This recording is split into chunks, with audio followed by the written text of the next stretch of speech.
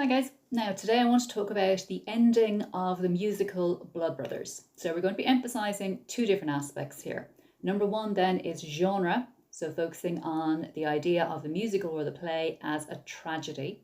And number two, stagecraft, because you may be asked for your opinion in terms of how you would produce or direct this particular play and focus on a key scene, and a very obvious one would be, of course, the final part of Act 2. Okay, so if we think about it, at the very beginning, then we were focusing on how the end of the story appeared at the beginning of the play. And we're kind of thinking to ourselves, what was the function of that? Because it intrigues us, and then we have to think about how that ending is going to come about. Okay, so what are the series of events? What is the domino effect that leads to the deaths of our main characters or protagonists at the end of the play? And remember, when we're looking at Romeo and Juliet, we have to pose the same question. Okay, so we have to look at the inevitability of their deaths and how they come about. So characters' behavior, characters' motivation, different episodes, different events, essentially, but also, of course, the notion of fate and destiny. Okay, so point number one then will be that it offers a dramatic conclusion to the play. We can also see it, of course, as the climax then, or the high point of the play itself. So this is where, of course, we have the catharsis, essentially, where we feel sorry not only for Edward and Mickey, but also for Linda, and especially, of course, for Mrs. Johnston. Okay, so the characters congregate on stage, of course, at the very, very end, and we have a definite resolution then to the play. The second point will be then that it emphasizes the genre of tragedy here. Remember, we do have elements of comedy, but it is most definitely a tragedy. And remember, the key word again is inevitability. We know, of course, that these main characters have to suffer. We know that these main characters have to die. We know, of course, that fate is shaping or mapping their destiny, and they do not have a choice. Now, that's quite important, of course, when we're emphasizing the genre of tragedy, but it also relates back, of course, then to the theme of fate, and that's going to be a key theme when we're looking at Romeo and Juliet next year. Now, remember that Willy Russell, of course, coming from a working class background, is going to be emphasizing other key themes. So the themes of class, or the theme of nature versus nurture, essentially, is going to be important, or the theme of social inequality, or the theme of injustice. Okay, so we have a kind of a good mix, essentially, then of, we'd say, kind of very hard-hitting themes. And then we can look at some of the more personal themes, of course. Friendship and love would be the obvious ones there as well. Now, also Willy Russell, I think, is emphasizing that the lives of the working class are kind of presented as entertainment. There's a kind of a salacious, prurient interest in the lives of the working class. And if you think about it, that's referenced then towards the end by the references to the newspapers and the radio and how they, of course, document what has happened, or how they report what has happened. And it's the idea, of course, that it is just essentially presented as entertainment to the masses, and nobody really cares about what happened, of course, to these two boys and their mother.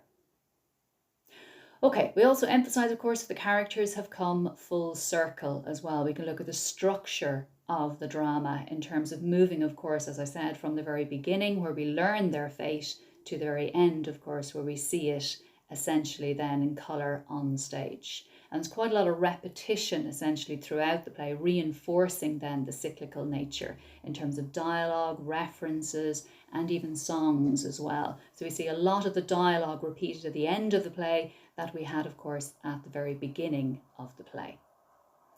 Okay, so just looking then at the very end of Act 2. So I'm just using my Kindle version here, remember? Okay, remember we have that important conversation between Linda and Mickey, where she, of course, is complaining about the fact that he's taking his medication and he seems to be somewhat changed or altered as a result. She hardly recognizes him. So she says, when you take those things, Mickey, I can't even see you. And he says, that's why I take them, so I can be invisible, so he can fit in, so he can conform, so he can feel normal as such. And then think about, what does he do?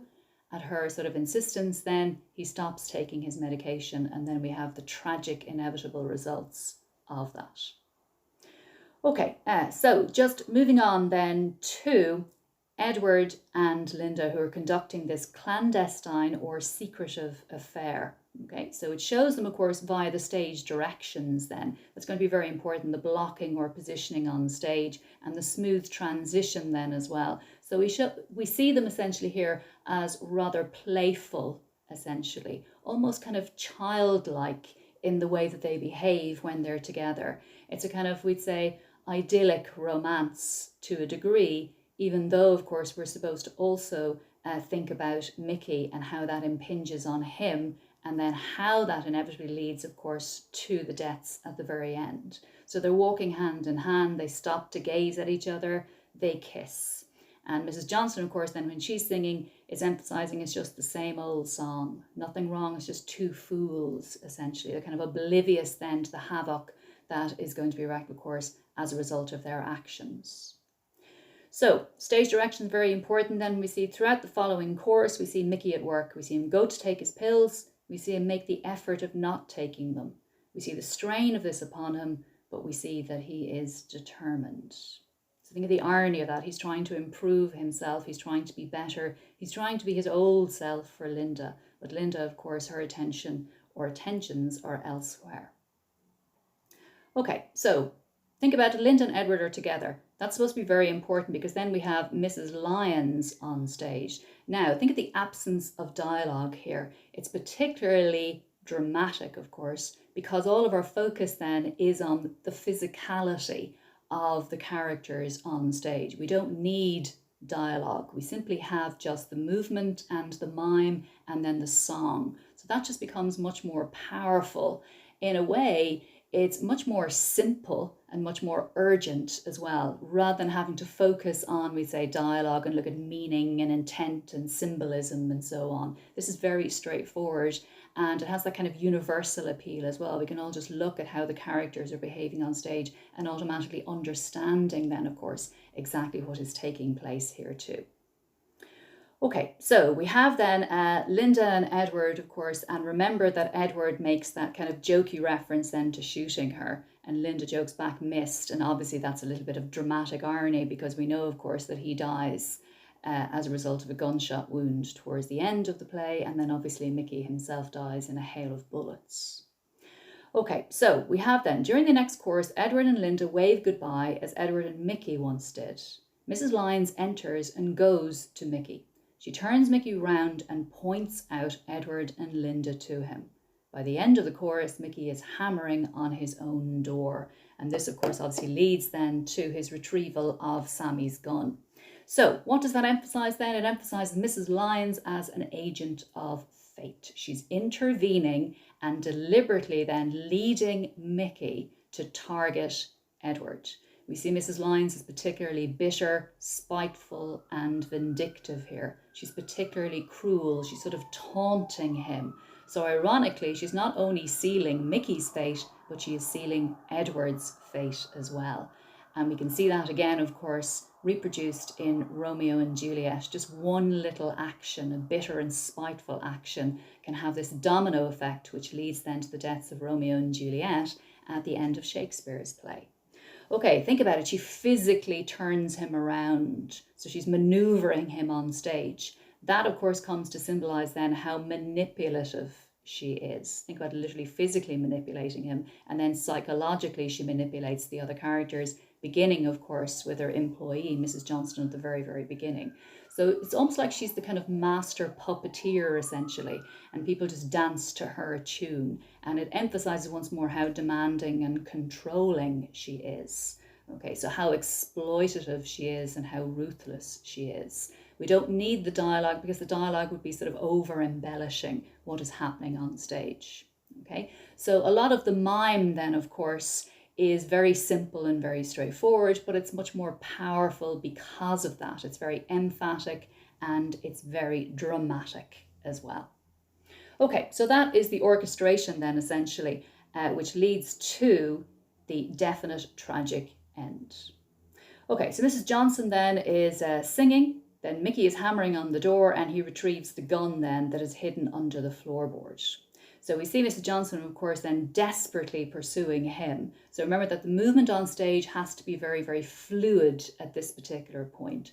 Also, I want you to think about, we'd say something simple like the use of props and the use of costumes here. How is Mickey dressed here? Are they going to emphasize, we'd say, the difference between Mickey and Edward at the very, very end? Or are we going to emphasize, we say, how similar they are? Are we going to focus on the theme of nurture versus nature? Are we going to focus on the theme of class difference here? Or are we just going to look at the more human side of two brothers, of course, who were undone by fate, destroyed, of course, by their circumstances and by fate itself? Okay, so we see Mickey then running, of course, through the town, breaking through groups of people, searching and desperate. And the narrator then, of course, takes over the telling of the story then. So we don't need dialogue from the characters then. Okay, so the narrator is emphasizing then that he's a madman. And remember that the narrator often emphasizes society's views. He's like society's mouthpiece here. And the idea, of course, that he has not taken his medication, so society would see him then as wild and unhinged, that society would regard him as crazed, essentially, too. Okay, so Mrs. Johnson then, of course, comes to warn Linda that Mickey has a gun. Okay, and we can see, of course, then that Mickey is obviously going to target Edward. So we see Edward then standing behind a table on a platform. So this is the councillors' meeting, essentially then. He's addressing the audience. Now remember that we have the open stage or thrust stage here. Okay, so we have to think about where the characters are going to be placed, where their positioning or blocking is, essentially, how they're going to be introduced, and how do we create maximum drama at the very, very end, because we don't want it to be a damp squib now, do we? Okay, so we have to think about how we're going to use lighting, how we're going to use sound effects, how we're going to use music then to maximize the drama, ratchet up the tension as well here. Okay, so Edward then, of course, is dealing with councillor business as such. And then we hear a commotion. Okay, so we have to think about, where is Edward on stage? Would you put him center stage? It says, of course, that he's flanked by two characters. Just simply says that he has one character on one side on his right and one on his left, essentially. So it would be a good idea to have him center stage. So we're all focused on him. And then we get Mickey coming on stage. So does he come on stage left or stage right? Does he come on through the middle of the audience? So I was kind of thinking maybe Mrs. Johnston could do that for maximized effect or maximum effect, essentially. So you could just have him essentially coming down some steps, or you could just have him, we'd say, to the side of the stage and then walking up some steps and then coming towards the platform, or just simply coming in stage left or stage right there. So you really have to think about how the drama is created by simple movement and positioning on stage there. So the stage directions then emphasize the commotion. Edward assumes that he's being heckled. He tries to carry on, but the audience is reacting to the sight of Mickey appearing from the stalls, a gun held two-handed to steady his shaking hands. So think about it, of course, it's reinforcing the idea that he's off his medication, but it's also reinforcing the idea, of course, that he is unwilling. He's reluctant, essentially, to harm his brother. So he pointed directly then at Edward. Edward turns and sees Mickey as someone on the platform next to him, realizes the reality of the situation, and screams. Mickey then orders him to stay where you are. Mickey stops a couple of yards from Edward. He's unsteady and breathing awkwardly. So he reveals then, of course, that he stopped taking the pills. The counsellors then are obviously told in no uncertain terms to leave the stage. So we just have the two characters alone on stage, once more making it very intense and dramatic here as such. Okay, so he starts talking then, of course, about Linda, essentially. And he reveals that Mrs. Lyons came to the factory and told him about Edward's affair with Linda. Okay, Edward denies it then. Okay, and he says then, we're supposed to be blood brothers, aren't we? We're supposed to be sort of friends, or even more than friends, essentially then. So he uses that key line, the key quotation, how come you got everything and I got nothing? I've been thinking again, Eddie, you and Linda were friends when she first got pregnant, weren't you? So he's very suspicious and very paranoid. Does my child belong to you as well as everything else. So that real sense of resentment then, of course, building up. Now, this is very important then, the stage direction from the back of the auditorium, we hear a policeman through a loudhailer. Now, if you think of Theatre Inc., of course, they literally have the scaffolding and then the police appearing stage left and also a figure stage right as well. But if you think about it, this implies that we actually don't see the police at all on stage. And you have to kind of think about it, actually, maybe that's a little bit more intriguing and also a little bit more dramatic, where we're focusing on Edward and Mickey and their confrontation rather than being distracted by the peripheral characters, the police. So maybe we'd say from the very back of the auditorium, the very back of the theatre, we could just hear, of course, the voice of the police officer then. And think about it, he would try to be very calm, usually he rather than she, very calm and very reassuring essentially here. Okay, so that would be quite important, I think, just so we hear the voice rather than actually seeing the figures on stage. But it really depends on how you would stage it, how you would direct it as such. So the policeman then, very calm, listen son, listen to me, think of the irony of using the word son as well. I've got armed marksmen with me, but if you do exactly as I say, we won't need to use them, will we? Now look, Michael, because obviously he doesn't know him that well, put down the gun, just put down the gun. So Mickey, of course, emphasising his reluctance. What am I doing here, Eddie? I thought I was going to shoot you, but I can't even do that. I don't even know if the thing's loaded. Greater tension again now when Mrs. Johnston says, slowly walks down the centre aisle towards the platform. Now, think about it. I think it would be a good idea maybe if Mrs. Johnston would actually emerge from the audience here and just walk the centre aisle onto the stage or just in front of the stage, because you have to get that sense of distance between Mrs. Johnston and the two boys or two men on stage, the two characters on stage, because most of our focus is on them. We don't want to be dwelling on her too much, even though, of course, she is still an important character and an important consideration. So the policemen then, of course, begin to converse. What's that woman doing? Get that woman away, etc. Okay, Mickey continues to hold the gun. So all of our attention should be focused on that very much. He tells his mother to go away. She walks onto the platform. Is she now on stage? Do you think it's better maybe that she would stand back a little bit? Maybe we'd say obscuring the police's view then as well to a certain degree. Okay, that could make it more tense there as well. So she urges Mickey then, don't shoot Eddie, he's your brother. And she reveals, very important here, you had a twin brother. I couldn't afford to keep both of you. His mother couldn't have kids. I agreed to give one of you away. Okay, now think about it. She is trying to, of course, appease Mickey here and remind him, of course, of the bond between himself and Edward, and actually telling him, of course, that it's stronger than he ever realised. But this has a devastating effect then on Mickey, one that she did not appreciate and did not anticipate as well. So he becomes angry and incensed and begins screaming, why didn't you give me away? I could have been him. It's reinforcing, of course, the idea of class and circumstance again. On the word him, Mickey waves at Edward with his gun hand. The gun explodes. So think about it. Inadvertently then, she has actually led to Mickey firing the gun and blows Edward apart.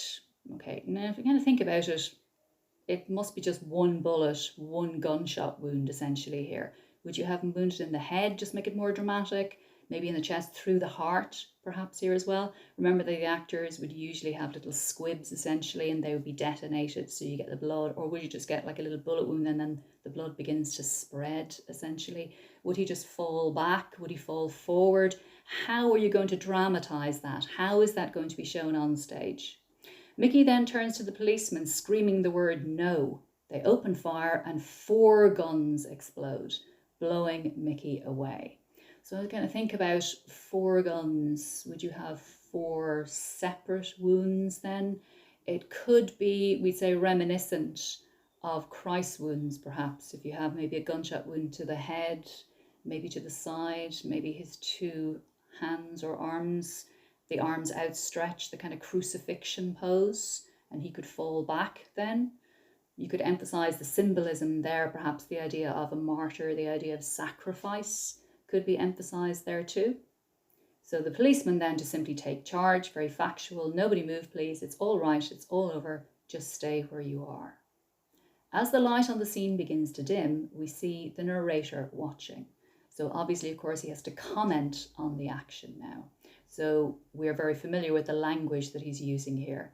Do we blame superstition for what came to pass? So superstition, luck, fortune, but also fate.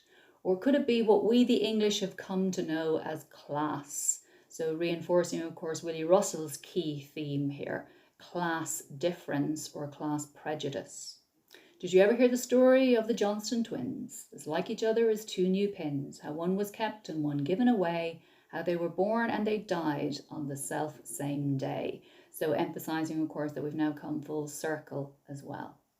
So she sings the song, then Mrs. Johnston, as she did at the very beginning, tell me it's not true. Say it's just a story, something on the news. Remember, that relates back to the point that I made earlier, of course, that it just becomes this sensational bit of gossip, essentially something to be reported for a day or two, and then it fades and no one remembers, and the ordinary people go back to their lives and try to pick up the pieces, essentially. So it really emphasizes her grief and her suffering as a mother. She also references then, of course, something from an old movie of years ago, from an old movie of Marilyn Monroe. And remember, of course, we do see the similarities between Mickey and Marilyn Monroe, of course, and the suffering that he had to endure. And remember, of course, his depression and then the medication and drug taking as well. And that obviously relates back then to Marilyn Monroe and her fate. I suppose you could kind of focus maybe on one or two of her films as well. I mean, there is a gangster element to Some Like It Hot, even though essentially it is a comedy. You could look at something, I suppose, like Misfits, which kind of emphasizes romantic relationships. It really depends. The Prince and the Showgirl would be another one as well, which kind of looks at an odd couple, essentially, and how he is just using her at the beginning of the film, and then he genuinely comes to care for her by the end of the film. So there could be elements then of Marilyn Monroe's career rather than just her rather tragic private life there as well. So Mrs. Johnston continues to sing then, say it's just some clowns, two players in the limelight, and bring the curtain down. Say it's just two clowns who couldn't get their lines right. Say it's just a show on the radio that we can turn over and start again, that we can turn over, it's only a game. And this is the idea, of course, that we are the puppets of fate, or, of course, that we essentially are just characters in a play that is, we'd say, society at large, and that other people are controlling our lives for us and we have little say. And it really emphasizes the powerlessness, perhaps, of the working class as well. So kind of a strong political theme, as well as, we say, these sort of timeless and universal personal themes too.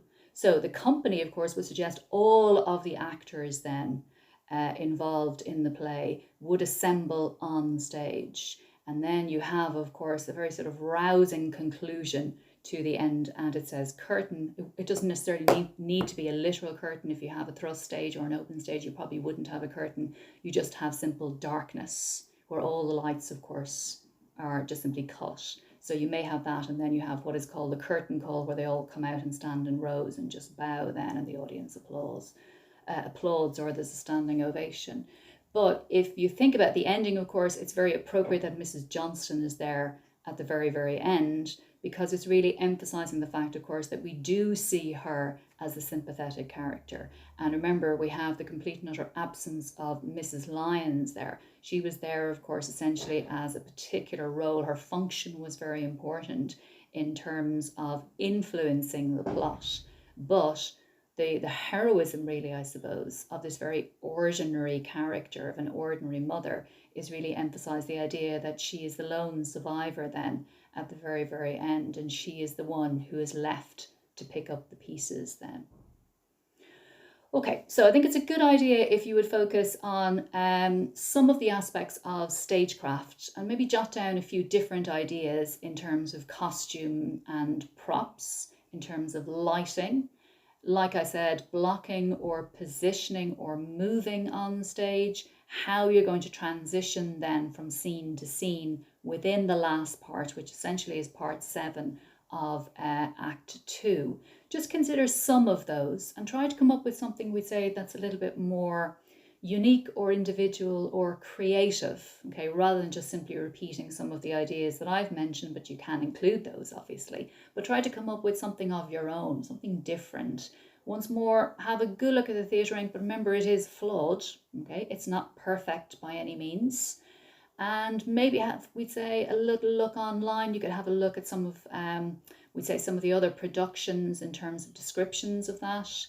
There are a few different key scenes that are shown on YouTube as well. You could have a look at those and maybe see, maybe something we'd say in terms of the fact that when it was first produced or when it was first performed on stage, what did it actually look like and how different do you think it should be today? And some people kind of think, well, the themes are still relevant, so you could update it. You could have like a more modern version of it. Could you change some of the references then to make it more modern, we'd say, to make it more relevant as such then too? Okay, so just come up with some ideas, practice a little bit, really think about it. Remember that I'm not going to be focusing too much on sort of points that you need to memorize or quotations that you need to know. It's more about a kind of an imaginative and creative and instinctive response to the questions that you'll get, whether it be a question on character or climax or stagecraft or contrasting characters or the function and purpose of the opening of the play. Until next week, guys, take care.